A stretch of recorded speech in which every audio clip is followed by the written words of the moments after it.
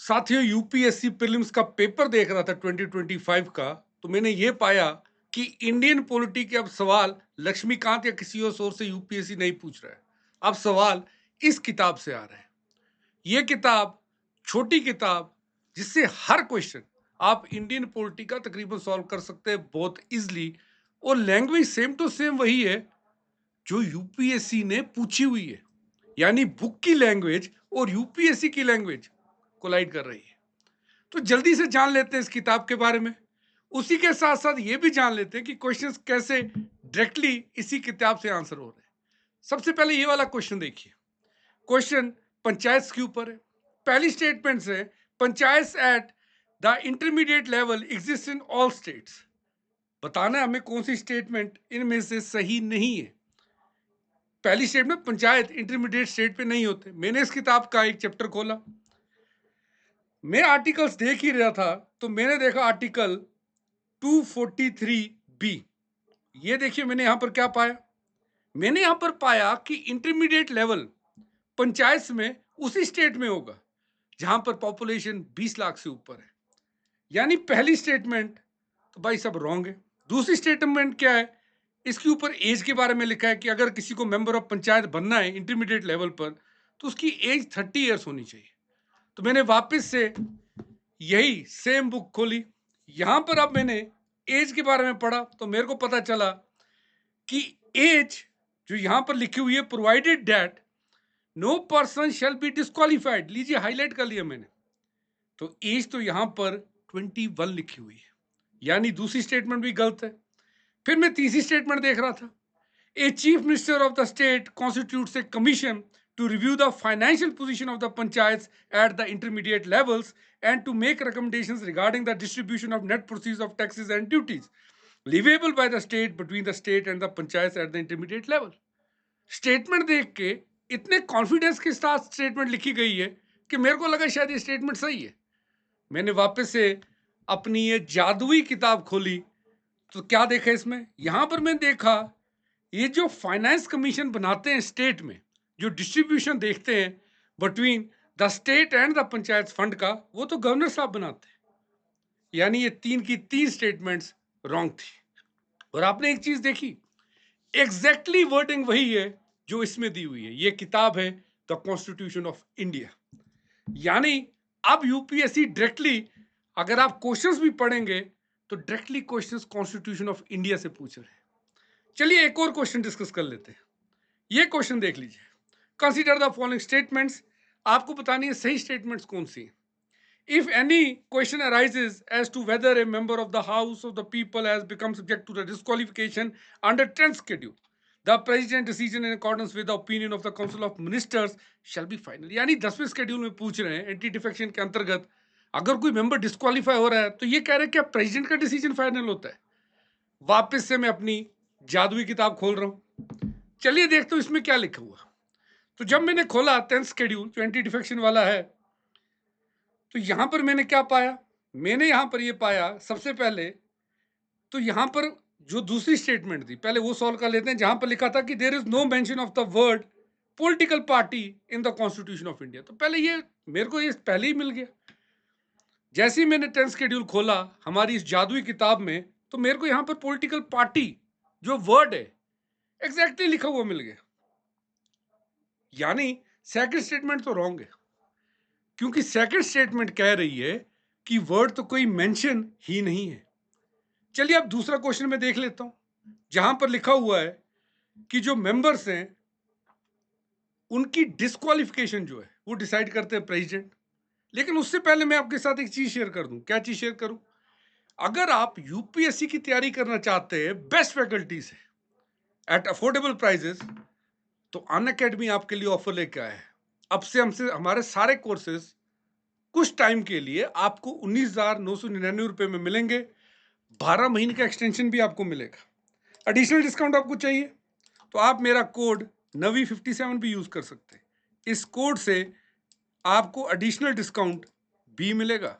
और यही नहीं, अगर आप प्रीलिम्स की तैयारी कर रहे हैं तो आप इस कोर्स को लीजिए। अगर आप मेंस के लिए आना चाह रहे हैं तो हमारे लिए प्रीलिम्स आपका क्वालिफाई हो गया तो मेंस प्रोग्राम लेके आए, जिसमें हम मॉड्यूल वाइज आपके जो मेंस में आने वाले मॉड्यूल्स हैं, जैसे GS1, GS2, GS3, GS4, अगर आप पूरे का पूरा कोर्स नहीं लेना चाह रहे, एक एक मॉड्यूल पढ़ना चाह रहे हैं, तो 1999 में आपको कोई भी मॉड्यूल हमसे पढ़ सकते हैं, इंक्लूडिंग एससी एंड इथिक्स। अगर सब कुछ पढ़ना है, ये 4 के 4, 5 के 5 मॉड्यूल आपको पढ़ने हैं, तो हमारे पास 5999 में कंप्लीट मेंस का कोर्स भी है। आप याद रखिएगा, अनअकैडमी की फैकल्टी में आपको रिवीजन के साथ साथ अच्छे notes, doubt resolve, answer writing के साथ साथ ऑप्शनल्स भी मिलेंगे। PSIR, sociology, math, agriculture, history, geography, anthropology और पबमेड, सारे ऑप्शनल्स अवेलेबल हैं। 12 जून से जो है हमारे ऑप्शनल के बैचेस शुरू हो रहे हैं। आगे बढ़ते टॉपिक पे वापस आते हैं। लिखा था कि डिस्क्वालिफिकेशन जो प्रेसिडेंट करते हैं मेंबर्स की एंटी डिफेक्शन में, लेकिन यहां पर लिखा है the question be referred for the decision of the chairman और स्पीकर। यानी disqualification on the grounds of defection का जो डिसीजन है, वो डिसीजन तो प्रिसाइडिंग ऑफिसर्स का होता है और वो फाइनल होता है। यानी इस क्वेश्चन की हमने देख लिया कि सेकंड स्टेटमेंट तो रॉन्ग थी, क्योंकि पॉलिटिकल पार्टी मैंने आपको भी बता दिया मेंशन थी, और पहली स्टेटमेंट भी रॉन्ग थी। तो करेक्ट कौन सी है? कोई भी नहीं। देखा आपने इस किताब का जादू। डायरेक्टली आप ऐसा सोचिए कि पूरी का पूरा क्वेश्चन जो है वो यहीं से, स्टेटमेंट्स यहीं से आए हुए हैं। लेकिन अगर कोई स्टूडेंट इसे खुद से पढ़ना चाहता है तो उससे कोई फायदा नहीं है। आपको एक स्पेशलिस्ट चाहिए जो इस किताब को, जो कि एक लीगल लैंग्वेज में लिखी गई है, इसको बड़ी आसानी से आप तक आपको पढ़ाए, आपको डिलीवर करे कि आपको एग्जाम में क्या क्या चाहिए। ओके, सो यहां पर आगे देखते हैं एक और statement. Consider the following statements. आपको बतानी कौन सी स्टेटमेंट करेक्ट है। स्टेटमेंट्स मोस्टली स्पीकर के ऊपर है। On the dissolution of the house of the people, the speaker shall not vacate his और हर office until immediately before the first meeting of the house of the people after the dissolution. Second statement, तो पहली statement ये कह रही है कि जब house of people यानी लोकसभा डिसॉल्व होता है, स्पीकर साहब अपना ऑफिस नहीं छोड़ते जब तक नया स्पीकर फर्स्ट मीटिंग के बाद नहीं आता। पढ़ लेता हूं यहां पर मैं आर्टिकल 93। आर्टिकल 93 में यही चीज लिखी हुई है कि वेकेशन कब कब हो सकता है स्पीकर्स का। 94 में लिखा हुआ है। इसमें मैंने ये देखा कि ही कैन बी रिमूव्ड। ये आगे आगे आप देखेंगे कि उनको रिमूवल भी हो सकता है ऑफिस से by a majority of all the these and members, अगर रेजोल्यूशन पास करें। चलो ये एक स्टेटमेंट भी मैं रख लेता हूं। लेकिन सबसे important office, when ever the house of the speaker, house of the people is dissolved, the speaker shall not vacate his office until immediately before the first meeting. यही स्टेटमेंट तो पूछी हुई है, एग्जैक्टली यही स्टेटमेंट पूछी हुई है। Okay, उसके बाद according to the provisions of the constitution of India, a member of the house of the people on being elected as a speaker shall resign from his or political party immediately. अगर आप देखेंगे यहां पर साफ साफ लिखा हुआ है कि जो स्पीकर होते हैं, he is the member of the house, यानी वो हाउस के मेंबर हैं। वो अगर लोकसभा से है तो उन्हें लोगों ने चुना हुआ है। ओके, यहां देखिए 94 में लिखा हुआ है। दैट मीन्स वो जिस ओरिजिनल पार्टी से चुन के आए हुए थे स्टिल उसके मेंबर है। तो दिस इज रॉन्ग कि वो अपनी पार्टी से रिजाइन दे देते हैं। थर्ड स्टेटमेंट देखेंगे, the speaker of the house of the people may be removed from his office by a resolution of the House of the People passed by a majority of all the then members of the House, provided that no resolution can be released for। ये तो अभी हमने देखा, अभी थोड़ी देर पहले ही हमने यही देखा था। मैंने आपको अंडरलाइन करवाया था, तब इसी बुक में हमारी एग्जैक्ट सेम मीनिंग लिखी हुई थी कि अगर इसको रिमूव करना है आपने, यहाँ नीचे देखिए, ये तो पहले मैंने मेंबर्स वाला बता दिया कि पॉलिटिकल पार्टी चेंज नहीं होती। वेकेशन पे मैंने आपको बता दिया कि अगर रिमूव करना है इन्हें, pass by majority of all the then members, तो यहां पर भी वही लिखा है, pass by majority of all the then members. This is the correct statement. देख रहे हैं आप कैसे हर एक क्वेश्चन यहीं से आ रहा है। ओके, सो ये क्वेश्चन एक देखेंगे, ऑर्डिनेंस के ऊपर है। With reference to the Indian polity consider the following statements. An ordinance can amend any central act. An ordinance can abridge a fundamental rights. An ordinance can come into effect from a backdate. Ordinance article 123 इस constitution में मैं खोल रहा हूं। यहां पर क्या लिखा हुआ है उसके ऊपर ध्यान दीजिए।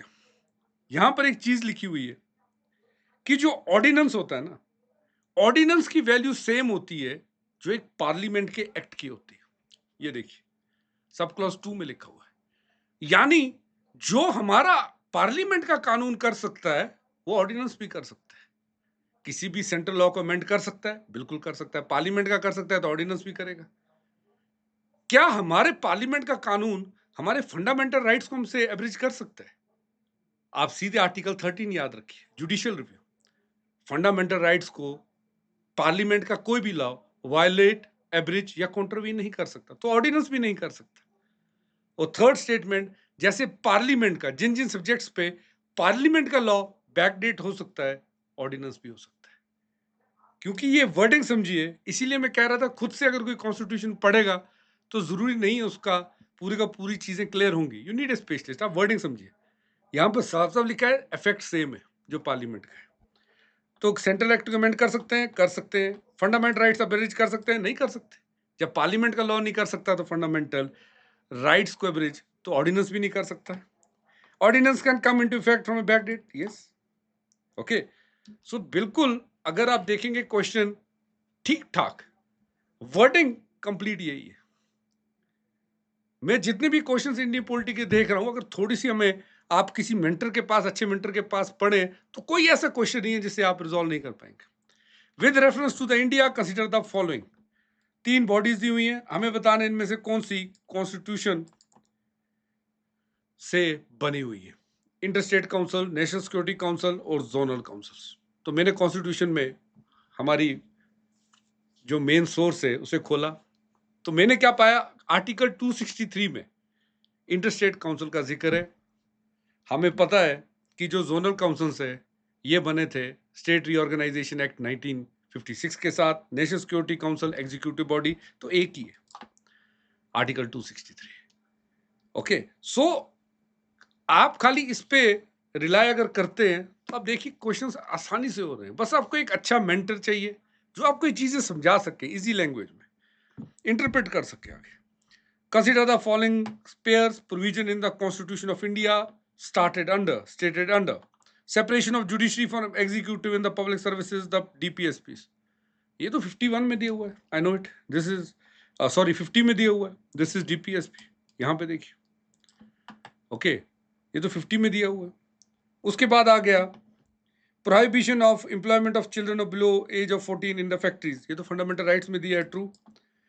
Valuing and preserving of the rich heritage of our composite cultures, ये तो फंडामेंटल ड्यूटीज, ये फंडामेंटल ड्यूटीज है यहाँ पर 51 sub clause A sub clause F, तो 3 के 3 सही। ओके, सो आई होप आपने ये चीज नोटिस की होगी कि कैसे मैक्सिमम क्वेश्चंस इंडियन पॉलिटी के डायरेक्टली कॉन्स्टिट्यूशन ऑफ इंडिया से आए थे। और वहां पर आप वर्डिंग भी देखिए। अब आपसे इंटरप्रिटेशन नहीं पूछ रहा है यूपीएससी, कॉन्स्टिट्यूशन में क्या लिखा है वो पूछ रहा है। तो सारी बुक्स को बाय बाय करो, एक अच्छे मेंटर से कॉन्स्टिट्यूशन को पढ़ो, इजी लैंग्वेज में पढ़ो और जल्दी से अपना आईएएस बनने का सपना पूरा करें। अनअकैडमी आपके साथ है। Thanks for watching Unacademy, let's crack it.